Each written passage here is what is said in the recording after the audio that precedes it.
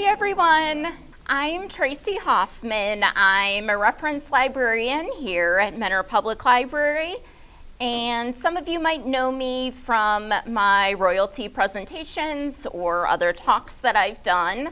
This year, I am doing 2 talks about women in World War II, and that's because I had a class last fall for my master's program where we talked about women post-1865 in America, and I chose these women right here, World War II women, because I found out about the amazing achievements that they had made and accomplishments, and actually that they had flown the same planes as the men during the war. So I was really inspired reading that and decided to write about them. So tonight is part 1. We're going to do the WASP women, the Women's Air Force Service pilots.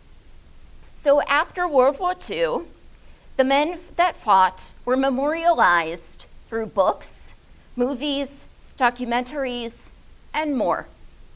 Their stories were shared worldwide, and it was admired by generations. September 2nd, 1945, the World War was officially over and Japan surrendered. In Europe, the Axis powers surrendered a couple months earlier on May 8th.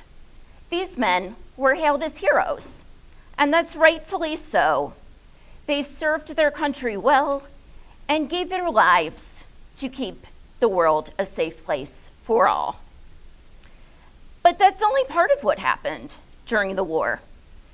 Women's roles in World War II were much more significant than previous wars. Women were able to serve in the Army. They were in the WAC, the Women's Army Auxiliary Corps, the Navy, also known as the WAVES, Women Accepted for Volunteer Emergency Services, and the Coast Guard, which was called Semper Paratus, meaning always ready.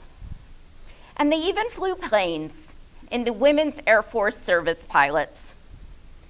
Of the women who served during World War II, 432 would be killed. In addition to the military, women served in other capacities during the Second World War. They worked in factories, hospitals, farming, and taking everyday jobs that men left behind, such as train cleaners, clerks, and engineers. The women who served in World War II contributed to the war effort significantly, and that included the WASP women. They put their lives on the line for their country, and they didn't get the credit they deserved. Women contributed to the success of the war, and when they returned from the war, they got little recognition or honors, and they were forced to go back to the sidelines and resume their lives had they been before. They watched the men receive medals, heroes' welcomes after rejoining their families. For decades, women, in particular in the WASP, received no recognition for their contributions and no veterans' benefits. Women had been involved in war efforts in the United States as far back as the Revolutionary War. Molly Pitcher fought in the Revolutionary War against the British Army, loading cannons. In the Civil War, women served as nurses. In World War I, they became informers, canteen workers. They also worked the land and took over some jobs for men. By the early 40s, women had been flying planes for a few decades. Even before Amelia Earhart, Harriet Quimby became the first American woman to secure a pilot's license in 1911. Women were able to fly in air shows and on their own. Among them was Bessie Coleman, a woman of color. She was both African American and Native American, and she earned her international pilot's license in France. She was killed in an air show in 1926. Air shows were very popular in the 20s and 30s. Sometimes air shows were in Cleveland. At Western Reserve Historical Society, there's an exhibit commemorating the Cleveland air shows. In addition, Coleman supported women's rights, and she always advocated for women to achieve their dreams. When the Second World War broke out, women were eager to serve their country, and that included flying planes. It was an unprecedented situation, but women were ready to step on and take on roles that were not available to them initially. And for the first time, they were able to take jobs, move away from home, and make a little bit of money. Initially, General Dwight Eisenhower was against having women in the military. He thought that tremendous difficulties would surface after it was decided that women, in fact, could be in the military or some part of civilian service. Men accused them of taking their jobs, and they didn't seem to think that women could actually fly the same planes that they were flying. They didn't think they had the same abilities that they did. How would they deal with combat and loss? One congressman, during a heated debate on how to treat and employ women during the war, asked, who would do the cooking and the cleaning? But one man, Charles Plumlee, a congressman from Vermont, stood in the minority when he stated, "This war cannot be won without women." His words eventually struck a chord with his fellow congressmen. The government decided that women could be in the military or in civilian service, but they could not do combat. Despite the restriction, women wanted to help. They were determined to serve their country with dignity and strength. And some would continue to be in service after their wartime duties were complete. Another person that advocated for the women was Eleanor Roosevelt, and she felt they were needed to help in the war effort. And she said, "This is not a time when women should be patient. We are in a war, and we need to fight it with all our ability and every weapon possible. Women pilots, in this particular case, are a weapon waiting to be used." Jackie Cochran, a pilot who had once flown with Amelia Earhart and was a friend of hers, decided to form such a group of women. Her idea was that if she could get a group of women to do non-combat roles and aviation jobs in the US, men could be flown to overseas service and do combat duty. She looked at how many women pilots would be qualified and what their skill levels were. General Hap Henry Arnold was willing to see this plan come to life. And his coworker, General Robert Olds, encouraged her to watch the UK women and see what they were doing. Other women were also interested in forming such a unit. Nancy Harkness Love, whose husband Bob Love was a pilot during the war, proposed that women have a group attached to the WAC in the Army, the Women's Army Corps. And while that request was denied, she was allowed to form a group of pilots. Her husband Bob introduced her to Colonial William Tunner, and he was integral in helping this group get set up. Hap Henry Arnold had no part of this unit because he had already made the promise to Jackie Cochran, so he turned it down, but Tunner went forward with it. And Nancy Harkness Love founded the group, the Women's Auxiliary Ferrying Squadron, and they were the original group. They trained at Newcastle Army Air Base in Delaware, and Nancy Love was the first to fly a P-51 Mustang and a P-38 Lightning, and also the famous B-17 bomber plane. During the time Nancy Harkness Love formed the WASP, Jackie Cochran flew to England to see if her theory would even work. She had dozens of female pilots come with her to observe. It was found that many women were washed out or dismissed from the program because they didn't qualify.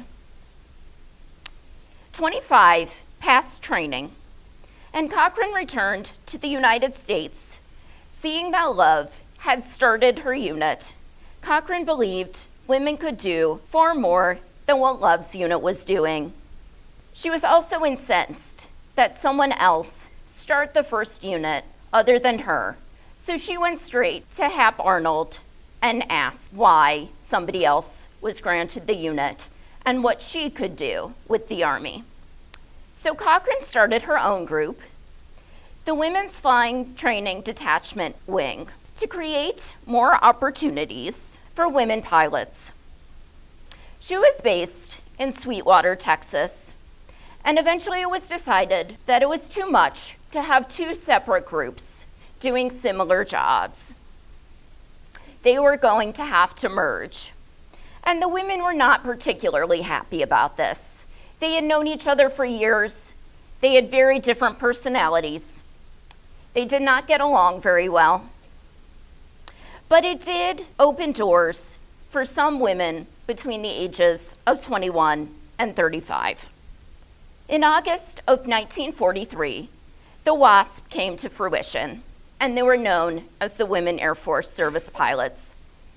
Jackie Cochran was the director, and Nancy Harkness Love became the leader of the ferrying division. Nancy Love was a bit upset about the transition. Other leaders in Congress were also upset about it because Jackie Cochran had a very strong personality. She was more difficult to deal with. Nancy Love was relaxed. She was very personable.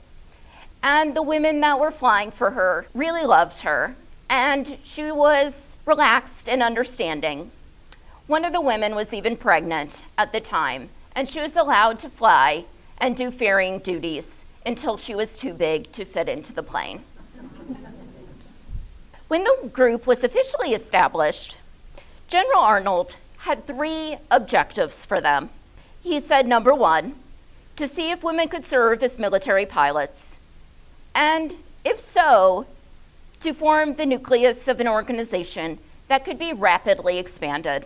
He wanted to release male pilots for combat and to decrease the Air Force's total demands on the cream of the manpower tool. Throughout the war, hundreds of women were trained to be part of the group. They paid to be part of it with their flying lessons and their transportation. Unlike other units, it actually cost them a lot of money to become a WASP. And it's likely that part of America could not afford the opportunity to become a pilot. Their jobs would be to fly planes after being worked on. So after planes went through mechanical tests, the women had to fly them and make sure they were safe. They ferried different planes to different bases in the US.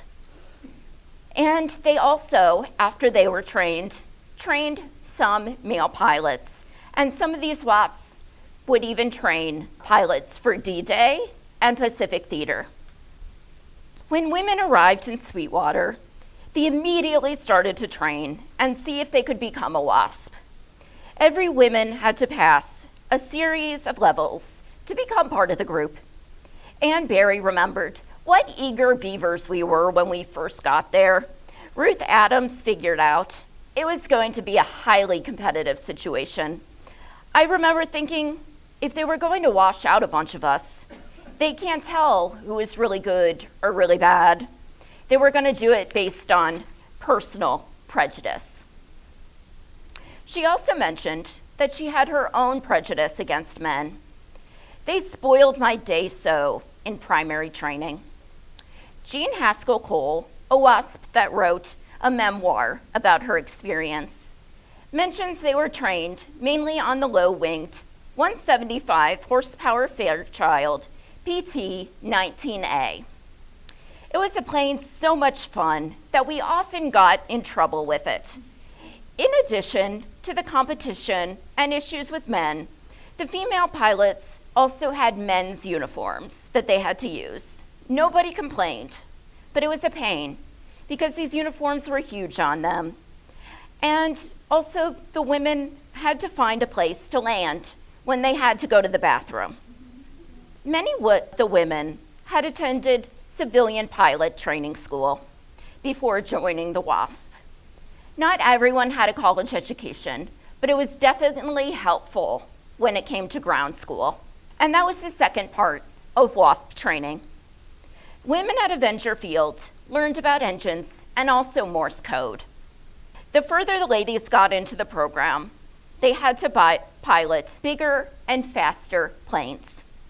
They also had to learn about instrument training, which a WASP opened a black hood over the pilot section of the cockpit, and the pilot could only see her instruments and nothing else. An instructor would look through the back side of the plane to make sure that there was no collision warnings. And they were expected to fly in a square. You would go up 500 feet and then eventually descend 500 feet. But the key was you had to land in the exact same place as where you started. This was an extremely challenging and dangerous training to go through. But the women were up for the challenge, and they were happy to help in any way they possibly could. They learned different types of planes, including the B-17 and the B-29, one of the biggest bomber planes flown, and they even trained some men to fly them. Unfortunately for the WASP women, there was always a little bit of propaganda from the men and preconceived notions about the women's unit. And one of them was that women pilots were a very temperamental group, and the administration of the program should be in the hands of one that understands them and their peculiar problems, meaning another pilot. Although these women did their best to serve their country, it created issues with some men in training. Some men were uncertain of women sharing similar roles. Women got used uniforms, and they were much too big. It was difficult to go to the bathroom, and in addition, Jean Haskell Cole remembered tense moments with her AT-6 night flying instructor. He seemed really taciturn and unpredictable. I remember we were all so tired during flight nights that we would fall asleep on the low benches, waiting for our turn to fly. I remember being rudely awakened and shoved me to the cement floor with a comment, "Get up, it's our time to fly." She recalls one flight where the male pilot did a maneuver so violently that she actually fell unconscious. The instructor barely said anything besides acting if she was all right, and he flew back to the airport and made her write down everything that happened. She thought it might have been done purposely. Other WASP, such as Liana Golbenek and Kate Lee Harris, also had issues with men. The two women were in Dothan, Alabama. They had joined two other WASP. They were there to be flight engineers. Liana mentioned to Haskell, when Kate Lee and I came in, the fellows were really upset about it. They had already resented the other girls flying. Some fellows resented it because that meant they had to do what we were doing, what they had been doing, and we took their jobs. Then they had to go into fighting, and they didn't want to go into fighting. They didn't want to go into combat. And any more than the instructors that wanted to go into fighting when we disbanded. One pilot told her he was having a hard time because he was going to have to give up his job.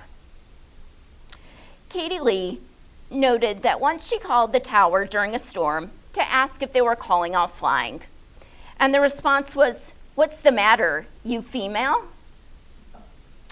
Millie Rexcoat McDonald, the only Native American member of the WASP, said she never faced much discrimination, but she was called Sexy Rexy, which she, of course, ignored.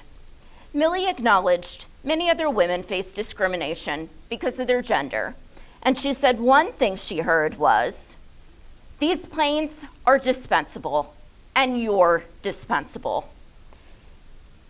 Some of the women did not have their planes repaired properly, and that meant that they might have been sabotaged.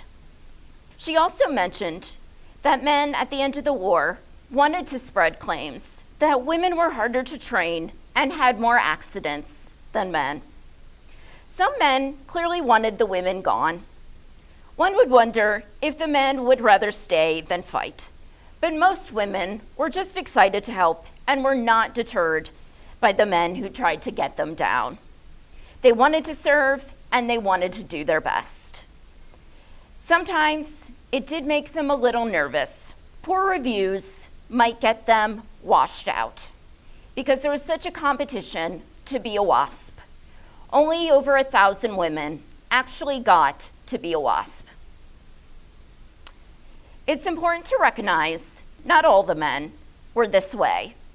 Some of them were very nice and became friends with the women, but it was a little better ratio in some of the other units. Of the 1,000 women that served in the WASP, there were only a few women from racial or religious backgrounds. And one of these women includes Selma Cantor Cohen, a Jewish woman from New Jersey. There was Hazel Yang Lee and Maggie Gee. They were both Chinese American from the west coast of the US. And Latina Americans, Fernanda Rodriguez and Frances Diaz. In addition, because segregation, the Army prohibited Black women and also Japanese women from joining the organization. Hazel Yang Lee, a second generation Chinese American, learned to fly in the 1930s. She wanted to help the Chinese when the Japanese took over her parents' birth country, but she could not be in the Chinese Air Force because of her gender. She moved to Guangzhou, China, and was one of their only female pilots. The city was heavily bombed, and she ended up being a refugee in Hong Kong. Her experience in China was unsatisfactory, and she felt she could do more in the United States. So she moved back to New York City, where she found out about the WASP, and Jackie Cochran invited her to join. She had a decent experience in the WASP, but it created personal challenges. And one was that she had to tell everyone that she was Chinese. Americans were so skeptical and resentful of Japanese Americans. Once, after a plane crash, she landed in a field, and a farmer ran after her with a pitchfork and held it at her before realizing she was not Japanese. Tragically, after flying a number of fighter aircrafts, she crashed from Niagara Falls to Great Falls, Montana, and her plane collided with another one in 1944. She tragically died of her injuries. Because the WASP was technically a civilian unit, her family had to pay for her burial. Even more tragic, her brother died shortly after. Selma Cantor Cohen was a certified pilot from New Jersey. Being of Jewish heritage, she was especially motivated to defeat Adolf Hitler. And many Jewish people were discreet about their heritage due to the anti-Semitism at the time. And Jewish people were used to being rejected in public places or barred from their jobs because of their religion. But Selma never held back the fact that she was Jewish. And as a result, she did face some rejection from her peers. In hindsight, she wondered if she should have been like her Jewish counterparts, who were sensible enough to not open their mouths. It was much later that she realized a few other of the WASPs were Jewish, but they never mentioned anything. She felt excluded on the base and thought some people were nasty to her and trying to get her to leave. She didn't realize why until many years after the war. And Cohen acknowledged she was open about her background, and sometimes it did give her a bit of distress. Unlike most of her counterparts, Fernanda Rodriguez did not begin flying until the war began. Prior to her pilot training, she was actually working as a meteorologist. She was primarily in charge of towing. It's likely because of her fairer skin and blonde hair that was shown in her WASP yearbook picture. She was not discriminated against and very well liked, And she was one of the main leaders of the fight for WASPs having veterans' rights after the war. There were at least 3 Black women that applied to be members, and the most famous was Mildred Hemmons Carter. And she was one of the most qualified pilots around. She completed CBT training in her early 20s, and she was the first woman to actually graduate from the program. Afterward, she served as a clerk at the Tuskegee Army Airfield in Alabama. She earned her own pilot's license in 1941, and she was trained by famous Black pilot Charles Alfred Anderson. The First Lady Eleanor Roosevelt was so impressed by Hemmons Carter's achievements, she took a 30-minute ride with her in a plane. Hemmons Carter really wanted to be part of the war effort, and she applied to be a WASP. But in the mail, she received a letter from Jackie Cochran stating, "We are not accepting Negroes at this time." Her rejection must have been so disappointing and heartbreaking. She then applied to train with the military aircraft unit at the Tuskegee Airfield in Alabama. But it was men only, and she was rejected from that because of her gender. It was so unfortunate, but she did not give up. She worked at Moton Field during the war, and it was the only flight field for Black pilot candidates.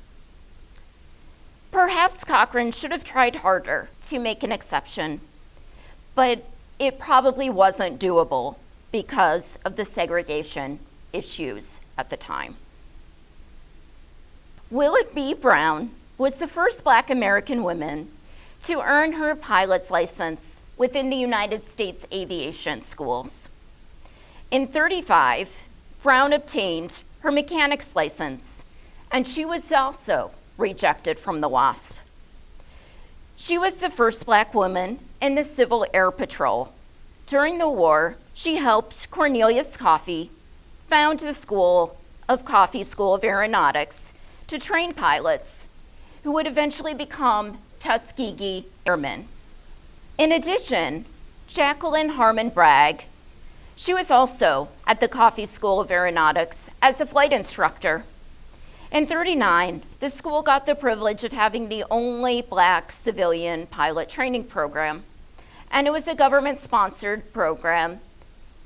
And one of the white female students encouraged Bragg to apply for the WASP, which she did. She met with Ethel Sheehy, an assistant to the head of the WASPs, who sent her home with no interview. Sheehy was surprised to see a Black pilot saying, "Well, I've never interviewed a colored girl for flying." To which Bragg responded, "Well, we have plenty of them to fly." But some sources claim during a meeting, Jackie Cochran told Bragg, "It's difficult enough fighting prejudice aimed at females without additionally battling racial discrimination." Women in the WASP were actually civilians. They were not part of the military. They were considered civilian employees who cooperated with the United States Army. It was actually not meant to be this way, and Nancy Harkness Love really wanted the WASP to be militarized, and so did General Arnold. It was Jackie Cochran that really did not want to fight for the militarization rights because she said they were already battling so much already, we don't need to add any more things. Eventually, in 1944, there was a militarization bill in Congress to promote them to military status, which General Arnold hoped to do. He wanted to make them second lieutenants in the Air Force. But unfortunately, it failed. There were too many people that were opposed to the WASP being part of the military. They also had militarized the WAC and the WAVES and other groups, and it just kind of became too much The United States was not ready to make all females part of the military and all females equal to men. The country still had a long way to go with gender equality. And according to some sources, most fathers were really not happy about their daughters joining the program or being in the military in general. And congressmen kept asking who were going to cook and clean for the families at home. But most of all, in 44, the tide of war had turned. And several men were coming back to the United States from Europe, and they were going to take those jobs back from the women. It was the same year the WASP was disbanded. They were deactivated in December of 44. These women were absolutely devastated. The organization had only been around for a little over a year. And the men still wanted to be top dog. There were 38 women that died during their WASP service. 11 were in training, 27 in missions, and in addition, there were dozens injured. And because of their civilian status, they were buried without military honors, and their families, and sometimes Jackie Cochran and Nancy Harkness Love, paid for the funerals. Notable names of the dead were Cornelia Fort, and she was one of the originals in the WASP, who died in March of 43 in a mid-air collision fearing a BT-13. Another plane had crashed into her. Another woman, Helen Jo Severson, died just before graduation, and she was practicing naval navigation with another WASP, Margaret, and had a 22-year-old flight instructor with her. And they suffered a mechanical failure, and the plane crashed. All were killed. Her husband was serving overseas, and he was killed in Germany a year later. There was actually a WASP that was missing in action and presumed dead, but her body has actually never been found. Her name is Gertrude Tompkins Silver. She departed from Mines Field to Palm Springs in October of 1944. She never arrived in Palm Springs. But due to reporting errors, the search was not begun until 3 days later. Despite an extensive groundwater search, no trace of Silver or any aircraft was ever found, and no search has been successful, and they have done some as recently as the last decade or so. After the war, because militarization bills never passed, the WASP were denied medical benefits and medals for their service. And Cochran tried to advocate for the women after the war. She put in her final report, those in good standing to receive veterans' rights. Her efforts did little. It took over 30 years to get veteran status, and the Congressional Gold Medal took decades longer, and many of the women did not live long enough to see those dreams realized. On December 20th of 44, the WASP was officially disbanded. And Cochran wrote a letter to the women on October 2nd, allowing each WASP to process the news for 2 months. She said, each one of you will be given a card designated you as a rated pilot of a military aircraft, indicating the horsepower rating for which you are qualified. She also mentions, each of you made an important contribution to your country, and also immeasurably establishing a women's place in aviation. A large part of the reason the WASP was disbanded was the tide turned in the war, and the men were coming back from Europe, taking the original jobs back. But there was another reason, and unfortunately, that other reason was much uglier. The men wanted the women gone. They were looking out for themselves, and some of them launched, a campaign of propaganda and misinformation. In addition to what Millie Rexcoat said earlier about accidents and being difficult to train, some men said the women's uniforms cost more money than men's, and they were more expensive for the service to buy. This was not at all the case. Many of them were using used uniforms, but it helped the men achieve their goal of getting their jobs back. It was easier this way, and the women kept just trying to prove their worth, but the men were really refusing to listen. And General Arnold didn't have much fight left in him for the women. He just wasn't dealing with Congress anymore, but the war was going the way the United States wanted it to, and he needed to focus on bringing the war to a close.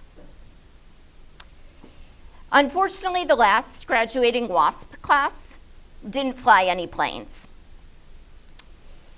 But he wrote to the WASP ladies about how proud he was of them. And he said, "When we needed you, you came through and served most commendably.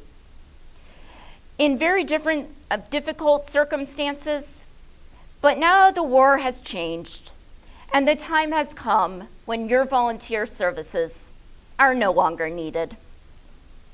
He also wrote that you and more than 900 of your sisters have shown that you can fly wingtip to wingtip with your brothers.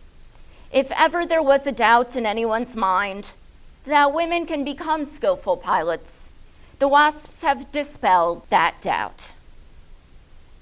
Millie Rexcoat was heartbroken, and she thought, all of us, no matter what we did, we liked it. And it was just like someone stuck a pin in a balloon when they told us that they were going to discontinue the program. And Fran Laraway said, "We just felt so bad that we were the first to go." There were a couple women that got the Air Campaign Medal, but you had to serve for a year. And the group was only around for about 16 months. So the majority of the women did not qualify for this award. And those that didn't get the award didn't get anything. And Rexcoat admitted it felt like defeat that they had to give up these positions. But they did achieve their dreams of flying and being part of it. They were part of the war effort. And some of them stayed in touch after the war, especially those that continued flying. When the group was disbanded, they had no military benefits, and Cochrane was advocating for them. But she was in a much better position than they were. She got the Distinguished Service Medal and Distinguished Flying Cross. And after the war for her, she would later campaign for Dwight Eisenhower, who she became friendly with. She died in 1980. Nancy Harkness Love was also decorated with the Air Medal. And the interesting thing about her decoration ceremony was she was decorated alongside her husband, Bob. She worked in the Women's Air Force when it was created. She died in 1976 of cancer, so she never saw the Veterans Benefits and Militarization Bill pass. When the program was disbanded, the women were forced home into their original roles before going into the war. It was difficult for some of them to accept. And some of them had married, they started families, but others, like Nancy Mays, joined the Red Cross, and she was stationed in the Manila, Philippines. Others were determined to continue flying, although it was very difficult to get a permanent job as a pilot, especially as a woman. But they had flying training and experiences many other women and some men did not have. And Margaret Ray Ringberg did it all. She had a family, and she flew for another 50 years. And many women felt disheartened and abandoned. They didn't have their veterans benefits because they were a civilian unit. They weren't part of the military. But at the reunion in '72, they began to fight to make themselves get their rights. Some of them wanted to be married at Arlington, and some of them would be.